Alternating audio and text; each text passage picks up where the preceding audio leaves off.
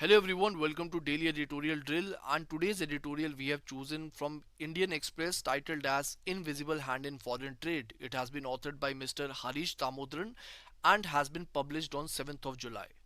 Now, as a part of this editorial, the author basically talks about India's external sector, where the author talks about two types of hands as a part of India's export. The first is the visible hand, which refers to the physical merchandise or the physical goods like agricultural products, textile, machinery, pharmaceutical, etc.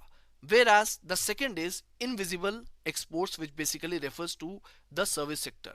Now, the author says that since 2020 to 2021, by the way, this trend continues till today.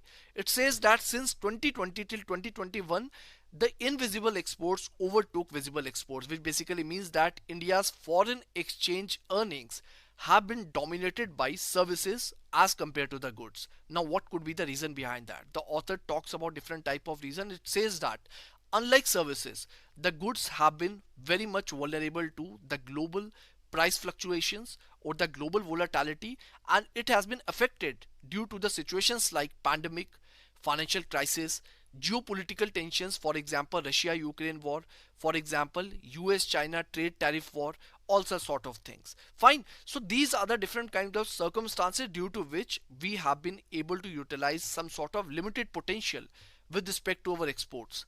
Apart from that, it also compares the trade balance between India and China. It says that if we talk about the comparison between India and China in terms of merchandise trade balance, which means trade balance with respect to the goods, then over there it is negative, which means we have some sort of manageable current account deficit. Whereas if we talk about invisibles, which means the services, over there we have a trade surplus against China, which is of around 233.7 billion.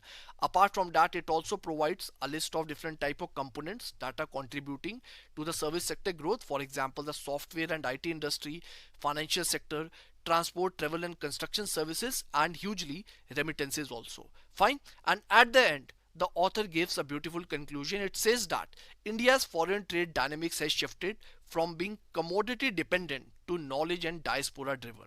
So I hope the analysis is clear to you. What is the extent up to which the service sector is contributing as a part of our growth? There are different numbers also written as a part of the editorial, but I hope the crux is pretty much clear to all of you. So thank you so much and all